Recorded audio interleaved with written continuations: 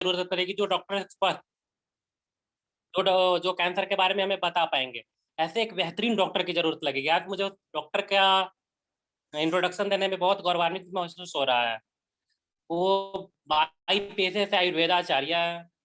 23 सालों से उनका नाड़ी परीक्षण में एक्सपीरियंस है। 1000 प्लस उन्होंने अवेयरनेस प्रोग्राम किया है। ना जाने 1 नहीं, 2 नहीं, हज़ारों पेशेंट को अपने ट्रीटमेंट के ज़रिए ठीक कर चुकी है। मैनेसा में प्रोडक्ट ट्रेनर है, मैगाई लीडर है, ग्लोबल फ्रीडम नाम की एक संस्था में वो एज़ ए कोऑर्डिनेटर काम कर रही है। आप सभी क्लैपिंग के बीच मैं स्टेज पे इनवाइट इनवाइट करना चाहूँगा डॉक्टर स्वाति गिरी मैम का। Doctor Swati Giri ma'am, over to you.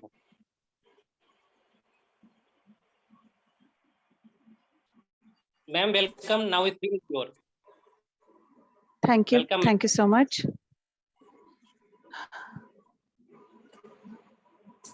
Cancer नाम लेते ही एक अजीब सी फीलिंग आती है, डर सा लगता है, इनसिक्योरिटी महसूस होती है। यहाँ तक कि जब कैंसर डिटेक्ट हो जाता है तो डायरेक्टली पेशेंट को हम बताते नहीं, हम सही नहीं समझते वो बताना भी, है ना। एक अजीब सा खौफ बना रहता है। और क्यों न हो, कैंसर सिर्फ उस पेशेंट को नहीं हो रहा है, कंप्लीट फैमिली उसमें इन्वॉल्व हो जाती है, हैम्पर्ड हो जाती है, फाइनेंशियली, इमोशनली, फिजिकली, हर तरीके से कैंसर पेशेंट की पूरी फैमिली हैम्पर्ड हो जाती है। और ये शब्द ही इतना डरावना है ना कि हम उसको झेल नहीं पाते हैं। बट डोंट वरी, कैंसर के बारे में कुछ ऐसी जानकारी आज हम लेंगे कि हमें पूरा कॉन्फिडेंस आ जाएगा कि यस, कैंसर पर भी हम मात कर सकते हैं। तो चलिए देखते हैं क्या फैक्ट्स है कैंसर के बारे में। Cancer, what is cancer exactly? ये एक अनकंट्रोल्ड सेल्स की ग्रोथ होती है जो पूरे शरीर में फैलने लगता है। ग्रोथ ऑफ अनवांटेड सेल्स, उसे ही कैंसर कहते हैं, है ना। ये जो सेल्स होते हैं वो एक एबनॉर्मल सेल साइकिल के अंडर चले जाते हैं और बहुत ज्यादा पैमाने पे, बहुत ज्यादा तादाद में अनवांटेड सेल्स की ग्रोथ होने लगती है। एक के ऊपर एक ऐसे सेल्स आने लगते हैं, टिश्यूज जमा होने लगते हैं और उसका वो तब्दील होता है ट्यूमर में, और यही कैंसर कहलाया जाता है। अलग अलग टाइप के अलग अलग कैंसर्स होते हैं। उससे पहले हम उसके फैक्ट्स देखना फैक्ट्स अगर बता दूं मैं आपको, तो कम से कम मतलब ये इंडिया का 3rd लार्जेस्ट किलर कहा जा रहा है इंडिया को। और आपको बता दूं, अनफॉर्चुनेटली नागपुर को कैपिटल ऑफ कैंसर डिक्लेयर कर चुके हैं। मतलब नागपुर वासियों ने ज्यादा ध्यान देने की जरूरत है। ग्लोबली 70% डेथ्स होती है कैंसर की वजह से। बहुत ही डेंजरस लाइफस्टाइल डिसीज में ये माना जाता है। हमने देखा कि कैंसर क्या है, what is cancer? Unwanted cells की बहुत ज्यादा तादाद में ग्रोथ होना, इसे कैंसर कहते हैं। इसके अलग अलग टाइप्स होते हैं एक्चुअली। ट्यूमर, बिनाइन ट्यूमर और कोल्ड ट्यूमर, हॉट ट्यूमर, ऐसे अलग अलग इसके टाइप्स होते हैं। इसके बहुत डिटेल में जाने की जरूरत नहीं है, लेकिन फिर भी मैं यहाँ पे ये बताना चाह रही हूँ। और इसी के साथ अलग अलग साइट्स पे, मतलब जिस ऑर्गन को हो जाता है वो एक अलग टाइप माना जाता है। जैसे कि लंग्स को हो गया तो lungs cancer, hepatobiliary cancer, then gastrointestinal cancer, sarcoma cancer, brain, head and neck cancer, bone cancer, endocrine cancer, breast cancer, blood cancer, genito urinary cancer, uterine cancer, cervical, ovarian, vaginal, valvular cancer, prostate gland का cancer या pancreatic cancer.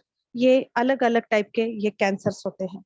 आपके screen के ऊपर आप दिखाई दे रहा है कि अलग-अलग टाइप के कैंसर्स कहाँ-कहाँ पे हो सकते हैं। ये regarding to that particular organ होते रहता है, ठीक है? इसके कॉजेस देखते हैं। ये कैंसर हमें इतने बड़ी तादाद में हमें फेस करना पड़ रहा है। बहुत सारे लोगों को, मतलब जिनके घर में पहले जब हम पढ़ते थे तो ये कहा जाता था कि ये हेरिडेटरी है। Please mute yourself. कहा जाता था कि ये हेरिडेटरी है और हेरिडेटरी होने की वजह से ही कैंसर होता है। लेकिन क्योंकि ये जो सेल्स म्यूटेशन होता है या सेल्स का एक्स्ट्रा ग्रोथ होता है, वो जीन्स पे डिपेंडेंट होता है। इसीलिए कहा जाता था कि ये हेरिडिटरी है। लेकिन आजकल हम देख रहे हैं कि हेरिडिटरी रहे ना रहे, कैंसर हो रहा है।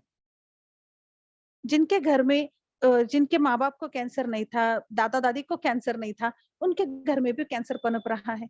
इसके लिए कोई तो वजह होगी, है ना? चलिए देखते हैं इसकी वजह क्या है। जी, इसकी वजह यही हो सकती है, जब हम पढ़ते थे तब का ये डाटा है।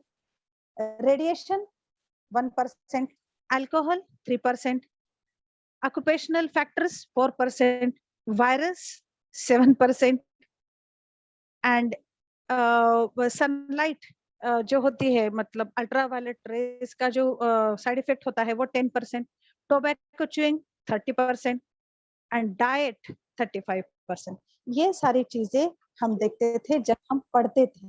लेकिन भाई जमाना तो बदल रहा है, बदल गया है। तो कुछ इस तरीके से ये परसेंटेज आ रहा है। डाइट हो गया 40%, एडिक्शन एंड रेडिएशन हो गया 20%, पॉल्यूशन की वजह से 10% रिस्क होती है, टॉक्सिसिटी शरीर में अकोमुलेट होने की वजह से 20% होती है, मेडिसिन एंड ड्रग्स 10% काम करते हैं। तो ये जो चेंज आ गया है, वो क्यों आया है? जी हाँ, हमारी लाइफस्टाइल हमने बदल दी है। डाइट का 40% अगर है, तो डेफिनेटली वी हैव टू सी कि क्या है इसके 40% डाइट अगर कहा जा रहा है, तो क्या हम सही तरीके से डाइट ले रहे हैं? चलिए देखते हैं, थोड़ा सा हम डाइट कैसा ले रहे हैं वो भी देख लें। आपकी स्क्रीन के ऊपर दिखाई दे रहा है राइट फ्रॉम, मतलब घर में जो बर्तन यूज किए जा रहे हैं वहां से लेकर air pollution, smoking, radiation, medicine, so many things are there. Smoking है, टोबैको है, अल्कोहल कंजम्पशन है, रात को नींद नहीं आना, ये बहुत सारे रीजंस हो सकते हैं कैंसर के सेल्स को पनपने के लिए। आपको एक बात बता दूं, chemicals is equal to cancer.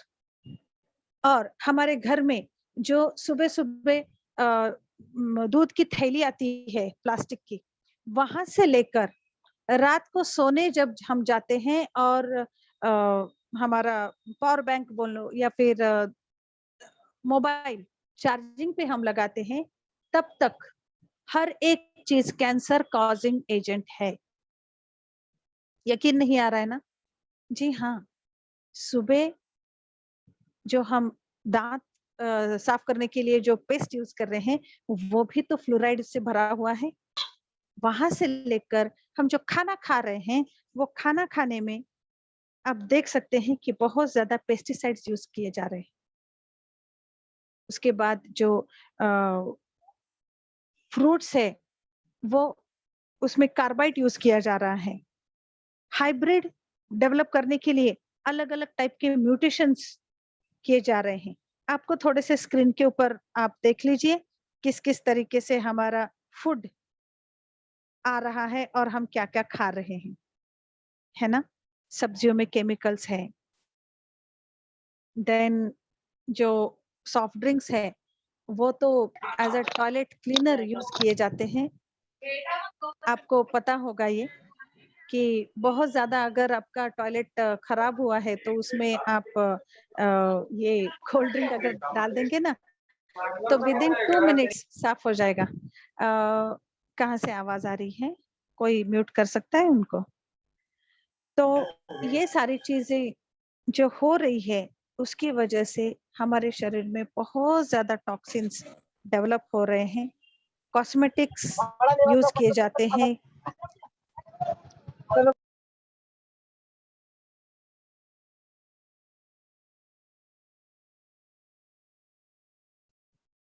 Can I speak now? Yes, ma'am. Please continue. Thank you, sir. Cosmetics के केमिकल्स फास्ट फूड में यूज किए जा रहे हैं और उसी की वजह से सिर्फ वही एक कारण नहीं है, ये भी एक कारण हो सकता है कैंसर के सेल्स हमारे शरीर में पनपने के लिए। Eight the same time toxins from environment, air pollution है, वाटर पोल्यूशन है, रेडिएशंस है, ये हमारे शरीर में जो टॉक्सिन्स है वो उसको बढ़ा देते हैं और जब टॉक्सिन्स हद से ज्यादा बढ़ जाते हैं तो वो तब्दील होता है कैंसर में। और बट ऑफ कोर्स हमारा जो आज फूड चॉइसेस हो गया है वो बहुत ही पुअर फूड चॉइसेस है ना। बर्गर, पिज्जा, फास्ट फूड, ये सारी चीजें इतने टेम्पटेशन के साथ हम लेते हैं, लेकिन it is not going to correct our food. Actually ये बहुत बड़ा ऑब्स्टेकल है हमारे हेल्थ के बीच में, इसीलिए हम हेल्दी नहीं रह पा रहे हैं। क्योंकि कहा जाता है ना, जैसा अन्न वैसा तन। अगर हम ऐसा जंक फूड खा रहे हैं, केमिकल से भरे हुए फूड को प्रिफर कर रहे हैं, तो डेफिनेटली हमारे शरीर में कितने ज्यादा पैमाने पे टॉक्सिन्स अक्यूमुलेट हो रहे होंगे। और ये जो टॉक्सिन्स अक्यूमुलेट हो रहे हैं उसी का नतीजा है कि excess growth of unwanted cell ये हो रही है और उसी को हम अल्टीमेटली कैंसर कह रहे हैं। एक बार जब कैंसर हो जाता है, अब हमने देखा कि अलग अलग ऑर्गन को लेकर कैंसर हो रहा है ना। एक बार ये कैंसर हो जाने के बाद ट्रीटमेंट तो आ ही गई। इसमें ट्रीटमेंट 4 टाइप की होती है। एक तो सर्जरी होती है,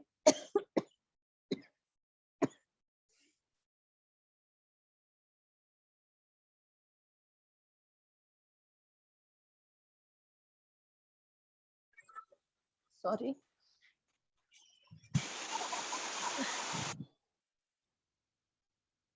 ट्रीटमेंट 4 टाइप से होती है।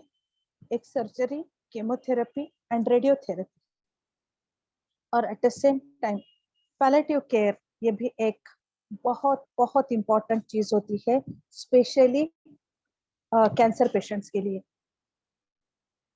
सर्जरी, केमोथेरेपी, रेडियोथेरेपी ये तो फिजिकली ट्रीटमेंट है, लेकिन मेंटली उस पर्सन को स्ट्रांग बनाना बेहद जरूरी हो जाता है। क्योंकि जब तक वो पर्सन मेंटली स्ट्रांग नहीं होता तब तक वो इस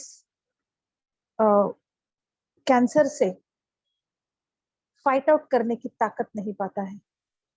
उनमें जीने की तमन्ना जगानी पड़ती है, उनको ये एहसास देना पड़ता है कि yes, you are so much important for us. और अगर उन जो कैंसर से पीड़ित लोग हैं उनको ये अगर ट्रीटमेंट नहीं मिलती है ना, तो अगर उनके 6 महीने बचे हैं तो बेचारे 2-3 महीने में ही खलास हो जाते हैं। सो माय डियर फ्रेंड्स, जिनके भी घर में अनफॉर्चुनेटली कैंसर पनप रहा है, उनको मैं दिल से रिक्वेस्ट करना चाहती हूँ कि उनके दिल को सुकून मिले, ऐसी चीजें करना शुरू कर दीजिए। देखना उनकी जो लाइफ है वो आराम से बढ़ जाएगी। हमने एक ये बहुत इंपॉर्टेंट चीज हो जाती है। फिर उसके बाद सर्जरी, केमोथेरेपी और रेडियोथेरेपी, ये 3 लोकल एरिया के लिए देने के लिए ये ट्रीटमेंट्स होती हैं। सर्जरी में जो अफेक्टेड एरिया है उसको हम निकाल के फेंक देते हैं। केमोथेरेपी भी वैसे ही होता है, और रेडियोथेरेपी भी जहाँ पे बहुत ज्यादा सेल्स बढ़ रहे हैं वहां पे कॉटरी की जाती है, मतलब वहां के सेल्स को जलाया जाता है। लाइट देना, ऐसे आपने सुना होगा ना, वो रेडियोथेरेपी कहा जाता है उसको। तो इन सारी चीजों से सिर्फ वहां पे जो अफेक्टेड एरिया है, लोकल एरिया है, हम बस उसको कंट्रोल कर रहे हैं, है ना। लेकिन व्हाट अबाउट मेटास्टासिस स्टेज? आपके स्क्रीन के ऊपर आपको दिखाई दे रहा है, ये ग्रीन कलर के जो वेन्स दिख रहे हैं ना, वो लिम्फेटिक सिस्टम होती है। जिस दिन पहला कैंसर का सेल डिटेक्ट हो जाता है तुम्हारे शरीर में और बायोप्सी रिपोर्ट्स पॉजिटिव आती हैं, उसी दिन से, मैं तो ये कहूंगी कि उससे पहले दिन से शरीर में फैलने की प्रक्रिया शुरू हो जाती है, जिसे हम मेटास्टासिस प्रोसेस कहते हैं।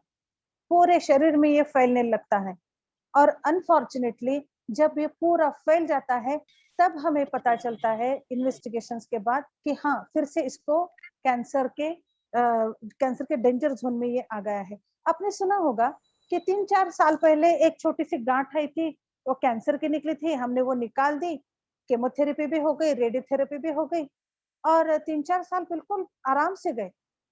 लेकिन बाद में फिर से एक फुंसी आ गई और उसी में वो चला गया। पता है ये क्यों होता है? क्योंकि वो जो फुंसी है, वो सॉरी, वो जो हमने ट्रीटमेंट दी, केमोथेरेपी, रेडियोथेरेपी और सर्जरी की, उसके बाद हमने मेटास्टासिस मतलब जो शरीर में पूरा स्प्रेड हो रहा है, उसके लिए हमने कुछ ट्रीटमेंट ही नहीं दी है। सिर्फ हमने वहां का लोकल एरिया, अफेक्टेड जो एरिया है, उसको निकाल के उसके ऊपर ट्रीटमेंट करके छोड़ दिया है। जनरली उसके बाद पेशेंट को एक प्रॉपर डाइट पे शिफ्ट किया जाता है।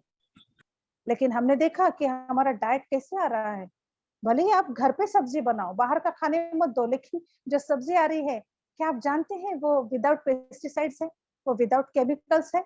No, it is full of chemicals, full of pesticides, full of fertilisers. Then ऐसे में क्या करना चाहिए? ये मेटास्टासिस को बंद करने के लिए या फिर इस चीज को स्टॉप करने के लिए बहुत इंपॉर्टेंट हो जाता है कि उस शरीर में इम्यूनोलॉजी डेवलप करना। इम्यूनोलॉजी मतलब रोग प्रतिकार शक्ति, रोग के विपरीत काम करने वाली शक्ति हमारे शरीर में जो होती है, वो टी सेल्स के होने से होती है। टी सेल्स जब ज्यादा मात्रा में बढ़ जाते हैं, तब हमारे शरीर में इम्यूनिटी डेवलप होने शुरू हो जाती है और ये टी सेल्स होती है व्हाइट ब्लड सेल्स में, और ये रिस्पॉन्सिबल होता है to boost our immunity. Okay, और ये जो है टी सेल्स का जो मतलब डेवलपमेंट होती है, प्रोडक्शन होता है, वो थाइमस में होता है और उसे ही टी सेल्स बोले जाते हैं। ये टी सेल्स को बढ़ाना हमारा सबसे बड़ा इंपॉर्टेंट काम होता है कैंसर पेशेंट्स में।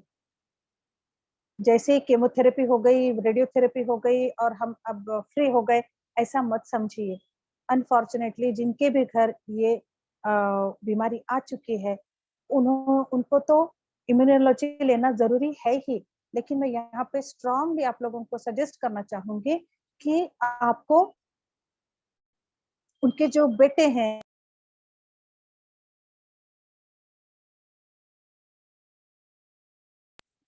घर वालों की जो उनके घर वाले जो होते हैं, उनको भी ये इम्यूनोलॉजी लेना बेहद जरूरी हो जाता है। उनको भी अपनी इम्यून सिस्टम को बूस्टअप करना इम्पोर्टेंट हो जाता है। कुदरत ने हमें ऐसे कुछ हर्ब्स दिए हैं ना, जो कि ट्यूमर को कम कर देते हैं। जी हाँ, कैंसरस सेल्स को भी रिड्यूस कर देते हैं, टी सेल्स को बढ़ाकर इम्यूनिटी को बूस्टअप कर देते हैं। ऐसे अगर चीजें हम एक साथ लेकर, कुछ मेडिसिन नहीं, लेकिन कुछ ऐसी चीजें हम अगर अपनाते हैं जिसे न्यूट्रास्यूटिकल्स कहा जाता है, तो डेफिनेटली हम इस कैंसर के डेंजर जोन से बाहर निकल सकते हैं। दिसो ना लिंक नाही त्याची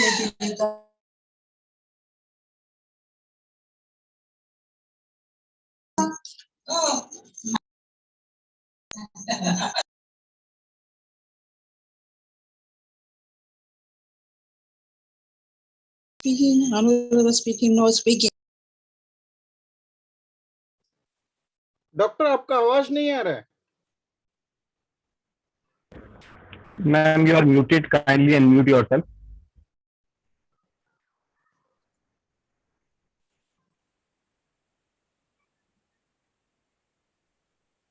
आप सभी को म्यूट कर रहे हैं सर, तो मेरा बार बार म्यूट होते जा रहा है और वो मुझे समझ में नहीं आ रहा है। यस मैम, सभी को म्यूट कर दीजिए ताकि आपको क्लियरली सुन सके हम। नहीं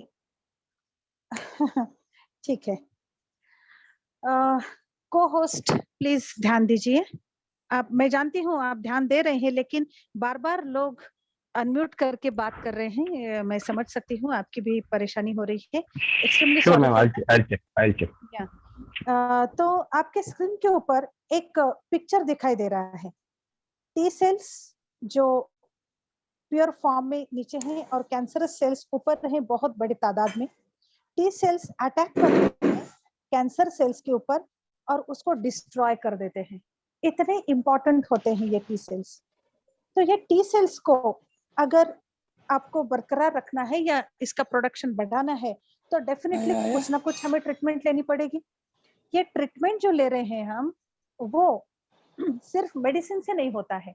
एक प्रॉपर डाइट आपका होना बहुत जरूरी होता है। और हमने देखा कि डाइट कितना भी अच्छा लेने की हम कोशिश करें, हम वो प्रॉपर डाइट नहीं ले पा रहे हैं। क्यों? क्योंकि डाइट का हर एक अनाज का दाना पेस्टिसाइड और फर्टिलाइजर से गुजर रहा है। इसीलिए हमें कुछ और चाहिए। क्या सच में सॉल्यूशन है हमारे पास? जी हाँ, बहुत बेहतरीन सॉल्यूशन हमारे पास है। आपके स्क्रीन के ऊपर दिखाई दे रहा है ब्लैक क्यूमिन और कुरकुमिन। हम जानते हैं कि कुरकुमिन ये दादी नानी की दवा है हमारी, है ना? ये कुरकुमिन जो है वो मतलब बहुत पहले से हमारी दादी नानी यूज करती थी। कुछ भी जला कटा कुछ भी हो जाए, मोच आ जाए, तब ये कुरकुमिन यूज किया जाता था, है ना? आज कोविड के इसमें अगर हम बच रहे हैं तो वो भी कुरकुमिन की वजह से। हमने इस दो साल में बहुत बार कुरकुमिन, हल्दी वाला दूध, इसके बारे में सुना है, राइट? तो यही कुरकुमिन, ये कुरकुमिन है क्या? हल्दी में कुछ आयोन्स होते हैं जिसे कुरकुमानाइड कहा जाता है और वो बेहतरीन तरीके से काम में आते हैं कैंसर को स्टॉप करने के लिए। ये वासोडाइलेटर है। वासोडाइलेटर यहाँ पे कैसे काम करता है? तो जो टी सेल्स है, टी सेल्स को पनपने के लिए जो अच्छे तरीके से वहां पे अच्छे सेल्स आ जाए। देखिए आपको पता होगा शायद, कीमोथेरेपी में सिर्फ कैंसर सेल्स को डेड नहीं किया जाता, तो उसके साथ जो अच्छे सेल्स हैं वो भी डेड हो जाते हैं। और वहां पे ये वासोडाइलेटर कुरकुमिन काम करता है। वासोडाइलेटेशन करके ऑक्सीजनेटेड ब्लड वो हर एक सेल को प्रोवाइड करता है। और जब ऑक्सीजनेटेड ब्लड मिल जाता है तो डेफिनेटली वहां की टॉक्सिसिटी कम होने लगती है। इस तरीके से वो काम करता है। दूसरा, ये एंटीवायरस है, एंटीबैक्टीरियल है, एंटीसेप्टिक है, वहां पे एंटी इंफ्लामेटरी है। वहां पे जो भी इंफ्लामेशन डेवलप हो रहा है उसको न्यूट्रलाइज करने के लिए ये कुरकुमिन काम में आता है। तो इस तरीके से अगर कुरकुमिन का सही तरीके से इस्तेमाल करें हम कैंसर पेशेंट्स के लिए तो डेफिनेटली बहुत सही रिजल्ट आते हैं। आपके स्क्रीन के ऊपर दिखाई दे रहा है ब्लैक क्यूमिन। ब्लैक क्यूमिन एक ऐसा मेडिसिन है जिसका हदीस में भी इसका रेफरेंस आता है और कहा जाता है कि मौत को छोड़ के हर एक डिसीज कंडीशन में इसका इस्तेमाल होता है। सच में ऊपर वाले की कितनी रहमत है ना हमारे ऊपर। उन्होंने अगर प्रॉब्लम्स दिए हैं तो उसके सॉल्यूशंस भी दिए हैं, सिर्फ हमें ढूंढने की जरूरत है। और थैंक्स टू मैग्नेसा कि उन्होंने ढूंढ कर हमारे सामने ये पेश किए हैं, राइट? तो ये ब्लैक क्यूमिन जो है स्पेशली ये इसमें जो थाइमोक्विनिन, ये एक एक्टिव प्रिंसिपल होता है ब्लैक क्यूमिन में, वो एंटी कैंसरस साबित हो चुका है। Specially breast cancer, then uterine cancer, cervical cervix cancer, इसमें ये स्पेशली काम करता है। ब्लड कैंसर में भी इसका बहुत बड़ा रोल हो सकता है। और ये दोनों का कॉम्बिनेशन, अगर आप ब्लड कैंसर में, मैंने काफी सारे पेशेंट्स को ट्रीट किया है, उनको केमोथेरेपी के मतलब साइड इफेक्ट से भी मैंने बाहर निकाला है। बहुत सही तरीके से ये काम करता है। I must strongly recommend you, आपके घर में अनफॉर्चुनेटली अगर ये बीमारी आ पहुंची है तो इम्यूनिटी बूस्ट करने के लिए ये 2 प्रोडक्ट्स बहुत इफेक्टिवली काम करते हैं। एट द सेम टाइम आपके स्क्रीन के ऊपर दिखाई दे रहा है white tea, C care and antioxidant juice. ये तीनों भी बहुत ही अच्छे एंटीऑक्सीडेंट्स हैं जो कि हमारे शरीर में टॉक्सिन्स जो अकोमुलेट हो चुके हैं उनको बाहर निकालने में बहुत अच्छे तरीके से ये काम में आते हैं। व्हाइट टी में फ्लेवोनॉइड है जो कि 15 कैंसर को हमारे पास से दूर रखने की क्षमता रखता है। तो आप मुझे बताइए, पता नहीं हमारे डोर पे कब वो दस्तक देगा, उससे पहले ही अगर हम अपने आप की इम्यूनिटी को बढ़ा दे तो नथिंग लाइक दैट, राइट? तो ये व्हाइट टी अगर आप रोज पीना शुरू कर देते हैं, ये एक एनर्जी ड्रिंक है, हर एक घर की नीड है, हर एक घर की जान है, ये आपको शुरू करना ही चाहिए। साथ में आंवले से भरपूर, जिसमें विटामिन सी और कैल्शियम ये दोनों चीजें प्रचुर मात्रा में मिलते हैं, वो है सी केयर। सी केयर जो है उसमें आंवला ये मोस्ट इंपॉर्टेंट इंग्रेडिएंट है और ये आंवले की वजह से हमारे सप्त धातु जो होते हैं वो बहुत अच्छी तरीके से हम इसको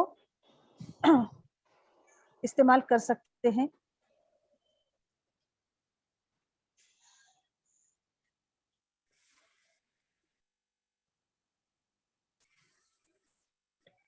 केलं कसं काय दिलं नाही बेटा?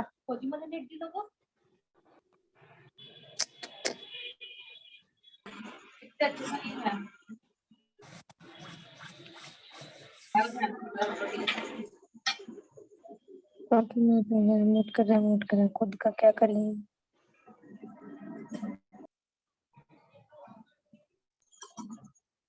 देखो तो क्या हो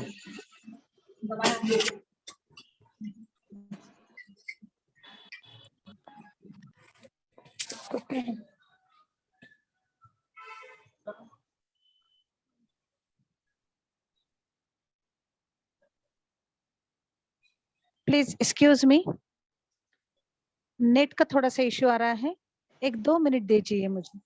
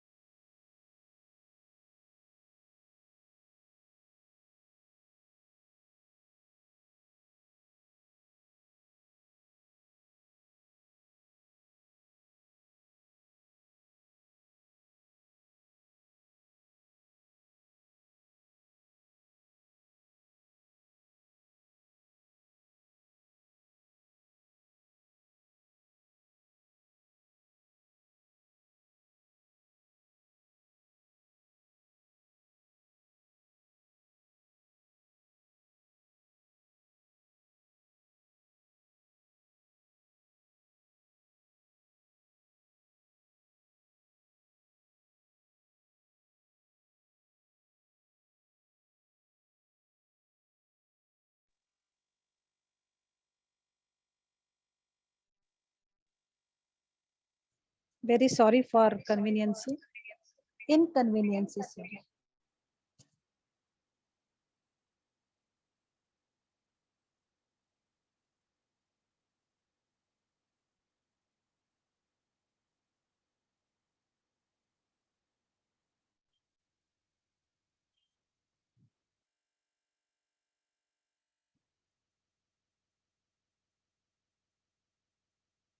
अच्छा है, अनफेवरेबल कंडीशंस आती हैं। हमारे मेंटर हमेशा कहते हैं कि अनफेवरेबल कंडीशन में हम अपनी क्षमता को बढ़ा सकते हैं।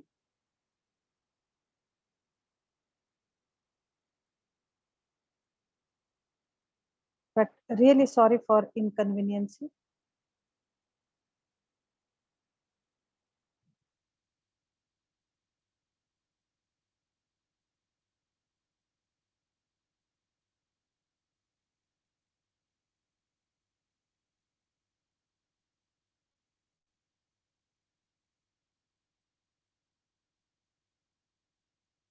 जी, now come to the point.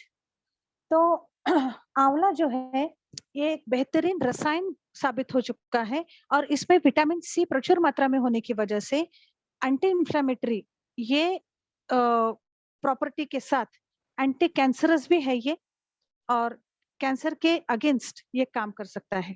आपके स्क्रीन के ऊपर ये भी दिख रहा है एंटीऑक्सीडेंट जूस जो कि हमारे बॉडी में जितने भी टॉक्सिन्स अकोमुलेट हो चुके हैं उसको निकालने में बहुत अच्छे तरीके से ये काम में आता है। Sea buckthorn, acai berry, cranberry, apricot, pomegranate, blueberry, black grapes, then avocado, noni भी है इसमें और कीवी, इतने सारे एक्सीलेंट एक्सक्लूसिव एंटीऑक्सीडेंट फ्रूट्स के साथ ये एंटीऑक्सीडेंट जूस बनाया गया है और वो भी कोल्ड प्रेस टेक्निक के साथ, जिसकी वजह से जो न्यूट्रिएंट्स हमें चाहिए वो एज इट इज हमें मिलते हैं और बेहतरीन इसका काम होता है एंटी कैंसरस के तौर पे। कैंसर के पेशेंट को एक प्रॉपर डाइट मिलना बेहद जरूरी होता है और हमने देखा कि ना वेजिटेबल्स विदाउट केमिकल्स है ना अनाज का एक दाना विदाउट केमिकल्स है, तो क्यों ना ऐसे में ये न्यूट्रिशन हम फॉलो करें। इसमें न्यूट्रीवेज, न्यूट्रीग्रीन और न्यूट्रीफ्रूटो ये एक बेहतरीन सॉल्यूशन हो सकता है कैंसर पेशेंट्स के न्यूट्रिशन के लिए। बहुत बार ऐसे होता है केमोथेरेपी की वजह से या फिर वो कंटिन्यूस शरीर के अंदर एक इन्फ्लामेशन चलते रहता है, तो उसी की वजह से कुछ लोग खा पी नहीं सकते हैं। और दूसरी चीज ये है कि जब माउथ कैंसर हो जाता है तब फाइब्रोसिस होने की वजह से वो मुंह खोल भी नहीं सकते हैं। बहुत बार ऐसे भी पेशेंट्स मैंने देखे हैं कि जिनको स्ट्रॉ से मतलब लिक्विड डाइट दिया जाता है। ऐसे में अगर उनकी प्रॉपर न्यूट्रिशन करनी है तो ये तीन न्यूट्रीवेज, न्यूट्रीग्रीन, न्यूट्रीफ्रूटो ये तीनों भी बेहतरीन काम कर सकते हैं। मैंने देखा है कि कुछ कैंसर पेशेंट्स उनका लंच, डिनर एंड ब्रेकफास्ट बस ये तीन जो आपके सामने न्यूट्रिएंट्स दिखाई दे रहे हैं वो ही न्यूट्रिशन रहता था और बहुत अच्छे तरीके से वो उस दौर से बाहर निकल आए हैं। सो वंडरफुल इसके रिजल्ट्स है, मतलब अमेजिंग, मैं बता नहीं सकती। कैंसर कॉजिंग केमिकल्स में अगर हम केमिकल्स की अगर हम बात करें तो हम जो कॉस्मेटिक्स यूज कर रहे हैं उसमें भी बहुत ज्यादा मात्रा में केमिकल्स यूज किए जा रहे हैं, जो कि जैसे कि पैराबेन है, देन फ्लोराइड है। ये जो केमिकल्स है ये केमिकल्स कैंसर को लीड करते हैं। तो क्यों ना हम मैग्नेसा के जो प्रोडक्ट्स हैं without adulteration, without any chemicals, without synthetic food material, अगर ये हम यूज करें तो डेफिनेटली हम कैंसर से अपने आप को दूर रख सकते हैं। शुरुआत तो हमारी टूथपेस्ट से ही होती है। टूथपेस्ट जो हमारा है वो लौंग, मिंट और जो नीम है उसके पत्तों से ये बनाया गया है। हमें अभी लगेगा कि बहुत सारे तो प्रोडक्ट्स हैं, बहुत सारे तो टूथपेस्ट हैं जो कि इसी इंग्रेडिएंट्स, बल्कि इससे ज्यादा इंग्रेडिएंट्स इसमें हैं, लेकिन माय डियर फ्रेंड्स ये जो है इसमें फ्लोराइड नहीं है। आप अभी घर जाके हर एक ने अपने अपने चेक करना है कि मेरे टूथपेस्ट में फ्लोराइड तो नहीं है। अगर फ्लोराइड है तो डेफिनेटली आपके पास वो दस्तक देने वाले हैं, कैंसर दस्तक देने वाला है। तो मैं आपको स्ट्रांगली रिकमेंड करूंगी कि आप ऐसे कुछ कॉस्मेटिक्स यूज करें जो कि कैंसर से आपको दूर रखें। बाथिंग प्रोडक्ट्स भी है हमारे, बेथिंग प्रोडक्ट्स हैं जो कि 4 टाइप के सोप्स हैं, शैम्पूज हैं, अलग अलग फेस वॉशेस हैं। पैराबेन नॉर्मली हर कॉस्मेटिक में डाला जाता है एज अ प्रिजर्वेटिव, वो अगर आपके कॉस्मेटिक में दिखाई दे रहा है, इंग्रेडिएंट्स में आप देख लीजिए, अगर वो दिखाई दे रहा है तो ये आपके लिए सही नहीं है। आप सिर्फ ब्रांड चेंज कर सकते हो और बेहतरीन से बेहतरीन कॉस्मेटिक्स यूज कर सकते हो। होम केयर प्रोडक्ट्स भी है हमारे पास। डिटर्जेंट्स और सोप्स की वजह से भी कैंसर को हमें फेस करना पड़ रहा है, तो क्यों ना एक सेफ एंड हेल्दी लाइफ जीने के लिए होम केयर प्रोडक्ट्स भी हम यूज करें। माना हमारे घर में मेड है, लेकिन उसके लिए अनहेल्दी बनने के लिए हम क्यों कारण बने? उन्हें भी इसका आनंद लेने दीजिए। होम केयर जो प्रोडक्ट्स है, जैसे कि डिश वॉश है, मल्टीपर्पज क्लींजर है, ये सारी चीजें अगर वो भी इस्तेमाल करने लगे तो उनकी सेहत का भी हम ख्याल रख सकते हैं। So my dear friends, this is all about cancer. Sorry, इस पे मेरा फोन नंबर है इसलिए मैं थैंक यू का नहीं रख रही हूँ ये। तो this is all about cancer. I think मैंने ये कुछ आपको समझाने की कोशिश की है। Thank you very much for inviting me here. Thanks a lot. अगर आपको इसको लेकर कुछ क्वेश्चंस है तो आप पूछ सकते हैं, मैं जवाब देने की कोशिश करूंगी।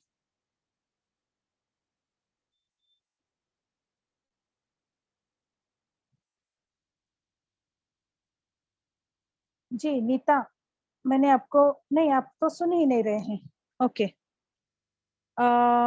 1 2 3 4 मोर मेनी टाइम्स ए है और डब्ल्यू है, वो आप पूछना चाह रहे हैं कुछ, या मैं परम ईश्वरन इनके पास चले जाऊं? यस, आपको मैंने अनम्यूट किया है, आप बात कर सकते हैं। परम। यस डॉक्टर, मेरे या को ये एक चीज पता करना था कि ये क्या हम लोग अपना वो क्या कहते हैं कीमोथेरेपी देने के बावजूद भी, अगर स्टेज 3 या 4, उसके बावजूद भी क्या हम लोग अपना न्यूट्रास्यूटिकल्स ये दे सकते हैं क्या, और उससे रिकवरी हो सकती है कि नहीं? हाँ, बिल्कुल दे सकते हैं। क्योंकि ना इनफैक्ट सर, हाँ जी बोलिए, पूछिए। नॉर्मली क्या कहते हैं कि न्यूट्रास्यूटिकल्स, क्योंकि मैंने सुना है, I don't know, I am not sure about it, क्योंकि अभी मेरे ओके एक जान पहचान को कल ही मेरे को इन्फॉर्मेशन मिला है कि she has a breast cancer करके। ओके तो अभी मैं उसी के लिए, क्योंकि आई एम आल्सो डिस्ट्रीब्यूटर, तो मैं चाहता था कि उसको रिकवर करने के लिए, अगर जैसे अभी आपने बताया था कि करक्यूमिन और ब्लैक क्यूमिन और अपना एंटीऑक्सीडेंट और जूस एंड सीकेयर, अगर ये पांचों प्रोडक्ट का कॉम्बिनेशन बना के दूं, तो अगर suppose it is stage 3 and stage 4, because stage 1 stage 2 तो मेरे पास लिस्ट में है कि कर सकते हैं मगर अर्ली स्टेज में, मगर जैसे आप जानते हैं कि स्टेज 3 एंड स्टेज 4 जब हो जाता है तब रिकवरी में टाइम लगता है। क्या उस केसेस पे आपके पास कोई टेस्टिमोनियल्स है या कुछ इंफॉर्मेशन है जिससे पेशेंट हमने रिकवर किए अपने इस प्रोडक्ट के थ्रू? जी सर, डेफिनेटली हैं, बहुत सारे पेशेंट्स हैं। लगे तो मैं आपको, आप अगर पिंग करेंगे मुझे या फिर आपके जो जिन्होंने आपको इनवाइट किया है उनसे मेरा ये मांग सकते हैं। मैं आपको उनके जरिए भेज सकती हूँ। कुछ टेस्टिमोनियल के वीडियोस है मेरे पास। कुछ तो पेशेंट्स ऐसे हैं सर कि जिन्होंने केमोथेरेपी, रेडियोथेरेपी भी नहीं ली है और फिर भी वो कैंसर के डेंजर जोन से बाहर है।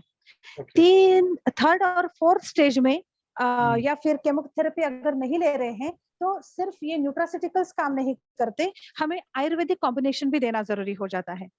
और मेरी 23 साल की अथक मेहनत है इसके पीछे। मैंने कुछ ऐसे रेमेडीज बनाए हैं जो उसके साथ अगर ये न्यूट्रास्यूटिकल्स देते हैं तो बहुत जल्दी इसका इफेक्ट मिलना शुरू हो जाता है सर। ओके, मैं यही जानना चाहता था, क्योंकि डॉक्टर्स अगर एलोपैथी में जाते हैं तो वो लोग कीमोथेरेपी देखकर, क्योंकि मेरे कुछ डॉक्टर्स भी हैं, वो कहते हैं एलोपैथी डॉक्टर्स, वो कहते हैं chemotherapy is a waste, it's a total waste, क्योंकि वो ही हिमसेल्फ वाज अ ऑन्कोलॉजिस्ट, पहले प्रैक्टिस कर रहे थे, then he shifted to plastic surgery.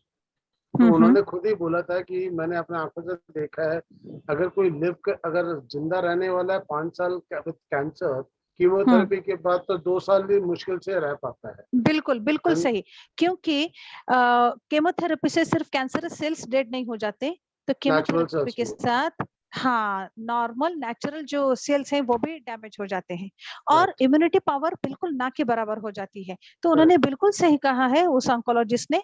इसीलिए तो उसके लिए फिर सॉल्यूशन क्या है? अच्छा, एक कॉमेडी ऐसी है कि जब हम ये न्यूट्रास्यूटिकल शुरू कर देते हैं ना, तो यही वो एलोपैथिक के डॉक्टर्स हैं जो बोलते हैं कि नहीं-नहीं इसके साथ कुछ भी नहीं लेना। तो पेशेंट बेचारे कन्फ्यूज हो जाते हैं। लेकिन मैं यहाँ पे आपका कंफ्यूजन दूर करना चाहूंगी। आपके जब केमोथेरेपी शुरू होती है तो कोई डॉक्टर आपके फूड को बंद कर दो बोलता है क्या? तुमने खाना नहीं खाना ऐसे बोलते हैं क्या? नहीं, खाना तो खाना है, राइट? तो ये जो न्यूट्रास्यूटिकल्स है, it is as good as food. True. ये फूड ही है, सिर्फ उसको हमने आपके थाली में जो फूड है वो अच्छे तरीके से आपको न्यूट्रिशन नहीं दे रहा है, इसलिए हमने प्रॉपर प्रोपोर्शन में बॉटल और कैप्सूल्स के जरिए आपको पेश किया जा रहा है। That's it. ये इतना सेफ है। इसीलिए मैं यहाँ पे स्ट्रांगली सबको बताना चाहूंगी कि अगर आपकी केमोथेरेपी शुरू है, रेडियोथेरेपी शुरू है, तो मत बताओ अपने डॉक्टर को कि मैं न्यूट्रास्यूटिकल्स ले रहा हूँ। आपकी तबीयत ठीक होना ये ज्यादा जरूरी है, ना कि उसका ईगो प्रेस करना, है ना? और हर एक डॉक्टर का यही अल्टीमेट एम होना चाहिए कि मेरा पेशेंट दुरुस्त हो जाए, चाहे किसी भी तरीके से हो, है ना? तो न्यूट्रास्यूटिकल से आपको बहुत फायदा होगा। और 3rd स्टेज और 4th स्टेज के बारे में आपने स्पेशली पूछा है, तो उसके लिए कुछ आयुर्वेदिक कॉम्बिनेशंस लगते हैं सर, और वो उससे कवर कर सकते हैं हम। मैंने बहुत सारे पेशेंट्स को कवर किया है। Okay, fine, thank you very much. वो मैं आपका इंफॉर्मेशन अपने पास है ही मेरे पास। I'll definitely let me talk to them and काफी सारे पेशेंट्स हैं जिनको हम लोग रेकमेंड कर सकते हैं।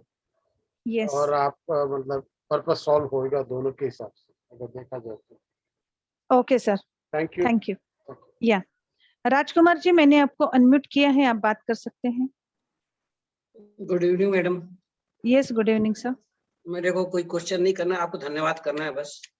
इतना ग्रेट आपका जो आज का है, हम जगह से हट नहीं पाए और बड़ा ध्यान सुने, और बहुत से लोग हैं जो इसका सचमुच में लाभ उठा सकते हैं। मेरे 1-2 गेस्ट बैठे हैं जिनको घर में पेशेंट कैंसर पेशेंट हैं।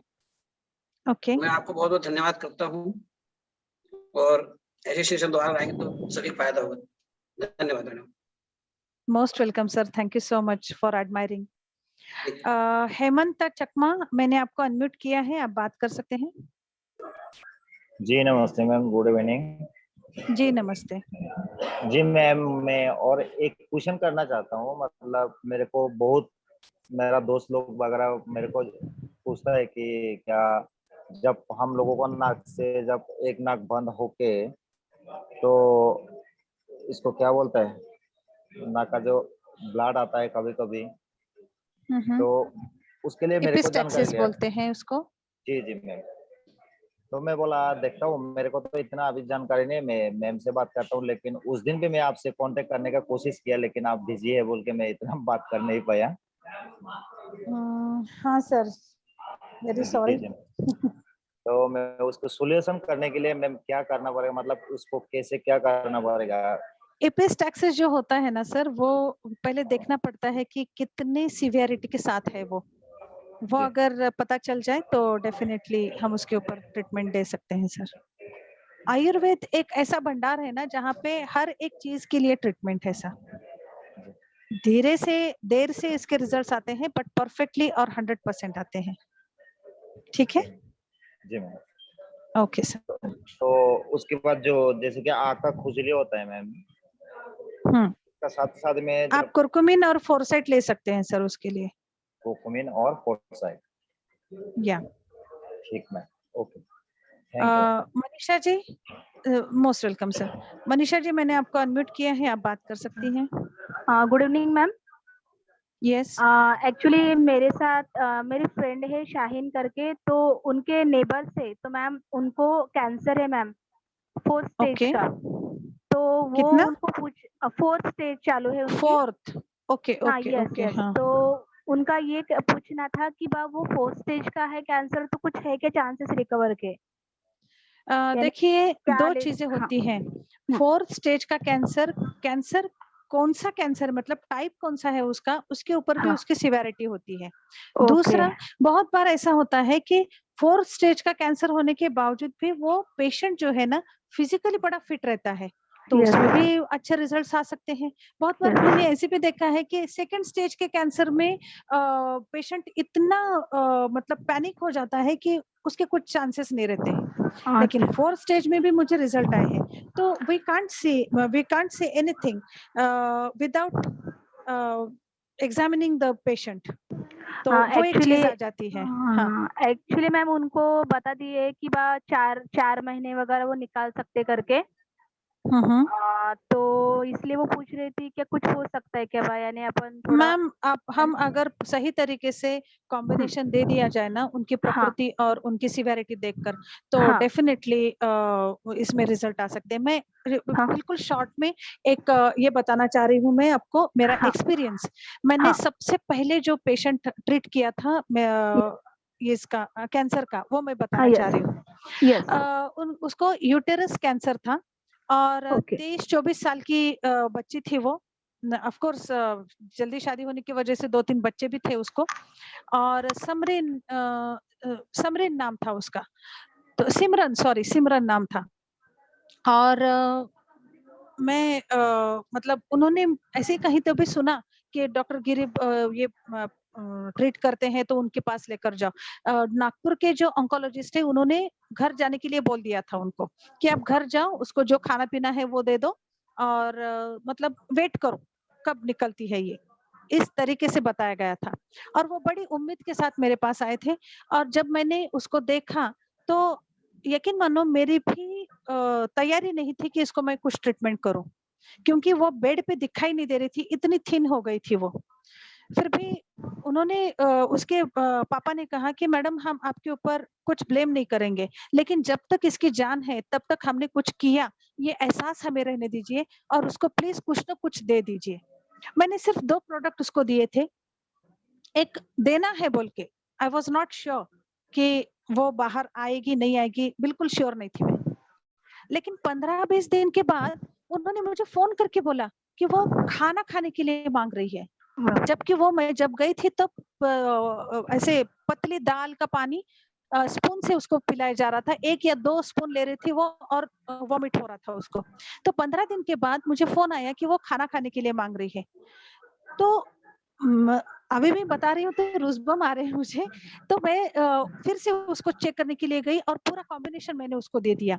फिर 1 महीने के बाद फिर से उन्होंने रिपीट किया, पता है 2 महीने के बाद फिर से उन्होंने रिपीट किया, और ऐसे कुछ मतलब कुछ दिन चले गए बीच में, वो वही सारे ट्रीटमेंट रिपीट करने लगे। और मैंने स्टार्टिंग में 3 महीने का जो आयुर्वेदिक कोर्स होता है वो दे दिया था। उसके बाद वो न्यूट्रास्यूटिकल्स ले रहे थे अपने आप, मुझे कंसल्ट किए बगैर, क्योंकि मैं तब यवतमाल से नागपुर शिफ्ट हो गई थी, तो वो पॉसिबल भी नहीं था। तो बीच में मैं एक बार गई थी, रमजान का महीना था, ईद हो गई थी, तो उनके आजू-बाजू में ही हमें इनवाइट किया गया था। तो मैं और मेरे हस्बैंड गए थे। मैंने सोचा कि चलो भाई बुलाने के बाद ही जाने से बेटर है कि ऐसी ईद की मुबारकबाद दे दूं, मैं पूछ तो लूं, बहुत दिनों से उसका पता नहीं है वो है क्या नहीं, ये भी मुझे नहीं था पता। मैं जब उनके घर गई और पूछने लगी कि सिमरन कहाँ है, तो उनके पापा ने बोला कि ये देखो वो पानी भर रही है। तो मिरेकल्स हैपन, है ना? तो ये भी हो सकता है जब उसको बता दिया गया था कि आप अभी घर जाओ और कुछ नहीं हो सकता, तो ये मिरेकल्स हो सकते हैं। तो Never मैम know। आपसे मैम कंसल्टेशन के लिए आ सकते मैम क्लिनिक आपके? अरे मोस्ट वेलकम, व्हाई नॉट। तो मैम आप मैं तो चाहती हूँ कि मेरा गोल है कम से कम 1000 कैंसर पेशेंट्स के घर में मैं खुशहाली लाऊं, उनके घर में सेहत पहुंचाऊं। ये मेरा अपना गोल है। और मैम और एक मेरी ननद है मैम, तो उनके यहाँ जैसे भाई की यानी 2 भाई और बहन तीनों की डेथ हो गई मैम कैंसर से, सिर्फ एक ही भाई बचा है। तो मैम उसको इम्यूनोलॉजी शुरू कर दो। तो क्या कर सकते हैं मैम उसके लिए? इम्यूनिटी पावर बढ़ाने के लिए कुछ कोर्स डिजाइन किया है। मैंने 3 महीने का कोर्स होता है, वो शुरू करना जरूरी हो जाता है। ठीक है, ठीक है ना ma'am. Okay ma'am, thank you very much ma'am. Most welcome. Mohammad Adib, मैंने आपको अनम्यूट किया है, आप बात कर सकते हैं। Thank you ma'am. मैम मेरा कजिन है, अभी 10th पास किया है उसने। तो अभी 4 महीने पहले उसकी लेफ्ट साइड की आंख अंदर की तरफ जा रही थी। वो फोन यूज नहीं करता, कुछ नहीं करता। अभी उसको चेकअप कराया तो उसको इन्होंने ट्यूमर बताया मेडिकल में और ऑपरेशन कर दिया उसका। ओके। अब ऑपरेशन करने के बाद में उन्होंने एक सैंपल तो जब ही डिक्लेयर कर दिया, एक सैंपल मुंबई भेजते हैं वो हर बार चेक करने के लिए। जी। वहां से जब वो रिपोर्ट आई उनकी करीब 21 दिन बाद, तो उन्होंने कहा स्टेज 4 कैंसर है, सिर्फ 2 साल का टाइम है इसके पास। ओके। तो मैंने 2 उसकी साल है ना? 2 साल है, 2 साल तो उन्होंने वो दिया है। हमारे लिए और बहुत है आदिप, वो हमारे लिए बहुत है। 2 साल के लिए तो वैसे भी वो हम कुछ नहीं कर पा रहे हैं, तो क्यों ना न्यूट्रास्यूटिकल्स इंट्रोड्यूस करें। डेफिनेटली आई एम श्योर वो वहां से बाहर आ जाएंगे। मैंने उसकी रिपोर्ट्स मंगवा ली हैं, उसकी वीडियो भी मंगवा ली है, जिसमें उसकी लेफ्ट साइड जो सर में वो ऊपर फूलता जा रहा है उसको। ओके, हम कुछ करते हैं डेफिनेटली। तो मैं आपके व्हाट्सएप पे एक बार उसको शेयर कर सकता हूँ मैम, अगर आप परमिट करें? जी बिल्कुल बिल्कुल, शेयर करिए। ठीक है, thank you ma'am. Okay, most welcome. Subhash Bhosekar ji, मैंने आपको अनम्यूट किया है, आप बात कर सकते हैं।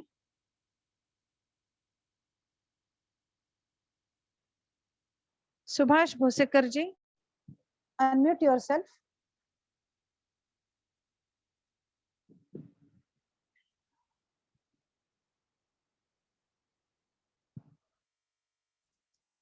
जेरम मराक, मैंने आपको अनम्यूट किया है, आप बात कर सकते हैं। Please unmute yourself. अच्छा, ये दोनों भी नहीं है, ऐसे ये किया है। POCO-M3, पोको M3, आपको भी मैंने अनम्यूट किया है। जी हाँ, बात करिए। हाँ, मैं अशफाक अली कह रहा हूँ। जी, बात करिए। हाँ, फार्मेसी ऑफिसर रिटायर। तो हमारे एक दोस्त है, उनकी मिसेस को ब्रेस्ट कैंसर हो गया। ओके जी, और अभी उनका यानी रेडियोथेरेपी शुरू है अपने कामती रोड पर जो हॉस्पिटल है कैंसर का। तो उनका ट्रीटमेंट क्या है, हो जाएगा आपसे? बिल्कुल हो सकता है सर, क्यों नहीं। जी हाँ, कोई तो दिक्कत ही नहीं आनी चाहिए। जी जी जी जी, तो आपका जैसा कांटेक्ट नंबर दीजिए, मैं उनसे कांटेक्ट करके बात जी, करेंगे। आपको जिन्होंने इनवाइट किया है ना, उनसे आप मांग सकते हैं, है ना। जी जी, ठीक है, चलो ठीक है। और हाँ, उन्हीं के साथ मुझसे बात करिए सर, जी जी, कॉन्फ्रेंस में लेकर वो बात करेंगे। चलो, अल्लाह हाफिज। अल्लाह हाफिज। So this is all about cancer. I think मैंने कुछ तो आपको देने की कोशिश की, शायद आपको वो ठीक लगा हो। So thank you so much. Thanks to global freedom also, उन्होंने ट्रस्ट किया और मुझे ये प्रेजेंटेशन लेने के लिए इनवाइट किया। Thank you so much for that. Over to host.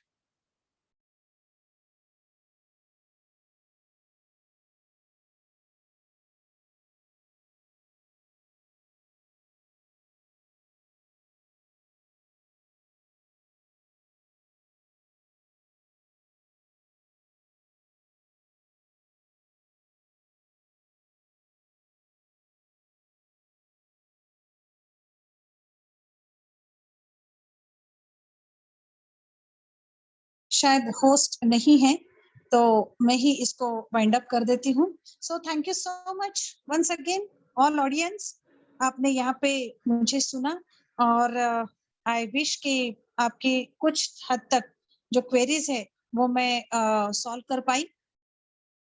इसी कमिटमेंट के साथ कि नेक्स्ट वीक भी एक ऐसे ही इम्पोर्टेंट टॉपिक के साथ यहाँ पे आकर मैं बात करना चाहूंगी। Thank you so much for being with me. Thank you.